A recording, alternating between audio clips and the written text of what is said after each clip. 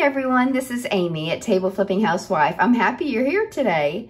The project I'm working on is a small square coffee table completely made of pine.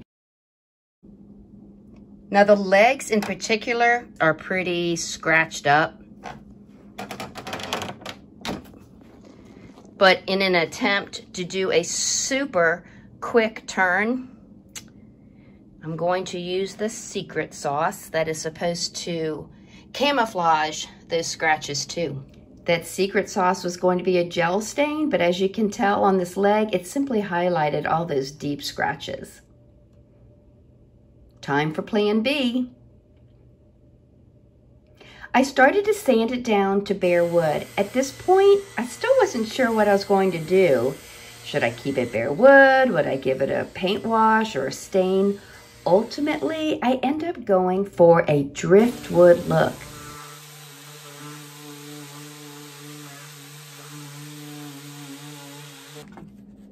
Late last night, I came down and painstakingly sanded by hand all the details of the legs and of the apron. I sanded so much that the skin on my thumbs started to wear down. So I'm wearing some silicone pads I got at the Dollar Tree a while back.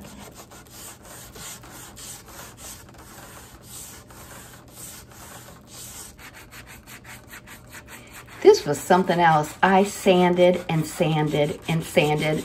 This almost felt like I was flossing those legs. But yeah, it required a lot of sanding, and a lot of it by hand, especially for the details on the legs. Even more sanding. And more sanding. Woo!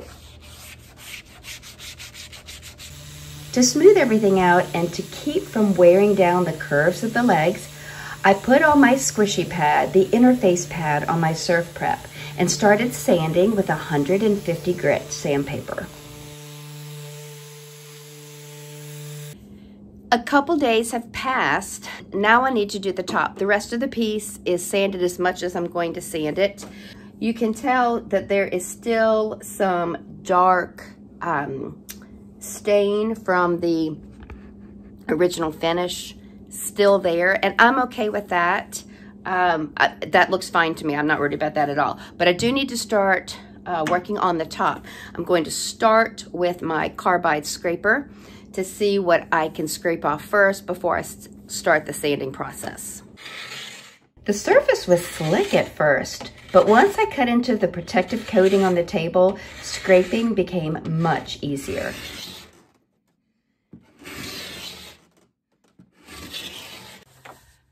I got a fair amount off, so I'm going to stick with my Surfprep instead of going to the more powerful DeWalt Rotary Sander.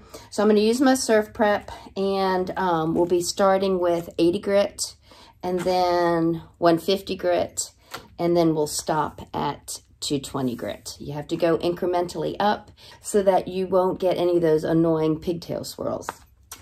All right.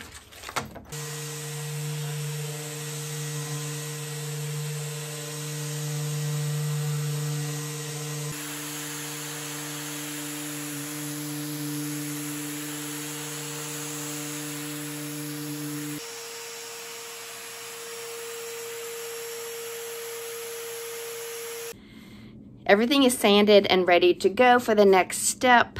And what I want to be able to do is something very quick and easy. Instead of a typical paint wash, which is an option, I wanted to try some stain. I have some stain by Minwax, and it's their classic gray. The legs are stained already. I'm not crazy about it, but I have an idea how to fix it. This is Minwax's pre-stain. You can either brush it on or wipe it on with a rag. I'm going to wipe it on since the top is flat, unlike the legs. And you let it soak in, and about 10 minutes later, you wipe off the excess, and then you have 2 hours from that point on to apply your stain. The pre-stain prepares the wood so that it will receive the stain evenly and prevent any streakiness. You do apply it in the direction of the grain, just like the stain itself.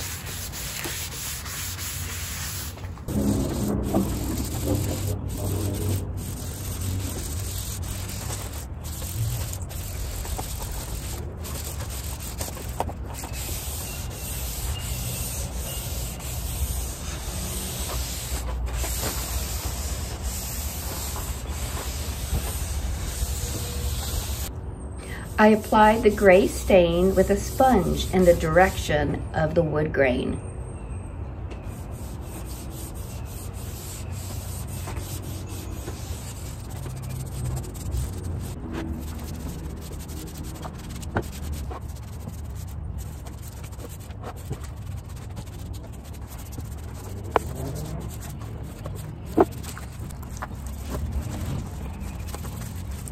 There's something here. It's a different element of the wood, so it's not going to take the stain as well as the other areas will, as well as the knots. They're going to do the same thing.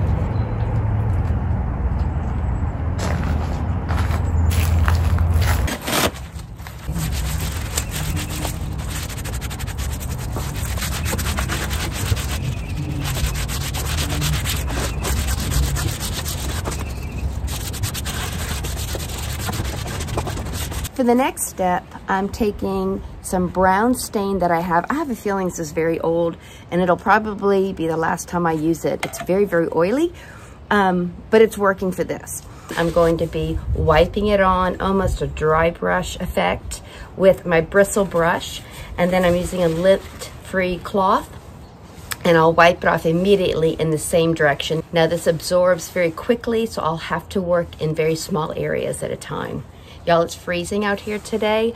I feel like my mouth is numb, like I've been eating ice, which is why I'm probably talking oddly. But here we go. Because the grain of the wood goes this way, that's the direction that I'll be applying this.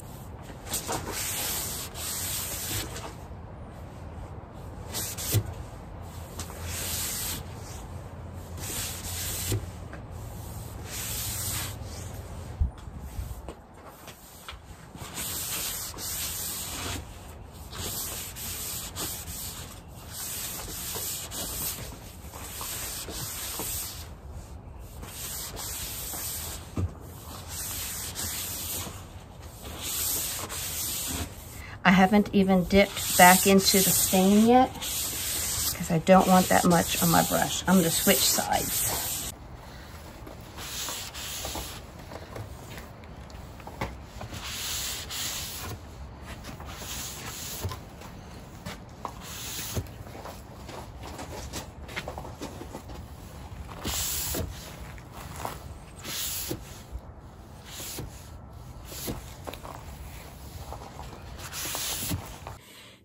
Surprise! I'm done.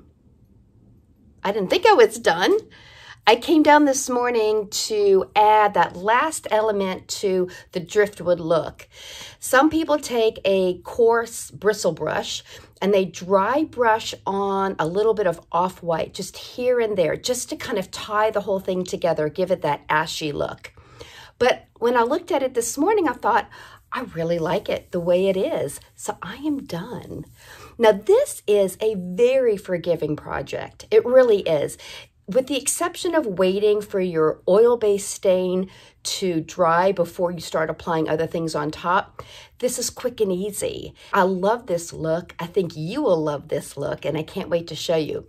Now, these coffee tables, they're kind of hard to stage because I wanted you to be able to see the color in the table, but I also want to be able to stage it in a way that looks pleasing in a living environment. Well, that's really hard. This is a low table. I'll do my best. I can't wait to show you. And hey, if you have not already, please go ahead and subscribe to my channel. If you like this, give me a thumbs up. Leave me a comment below as to your thoughts about the project. I'm growing my business, as I've mentioned before. My goal here with my channel is to pay off our mortgage early so I can retire and do this full time. So thanks for the love, guys. Until next time.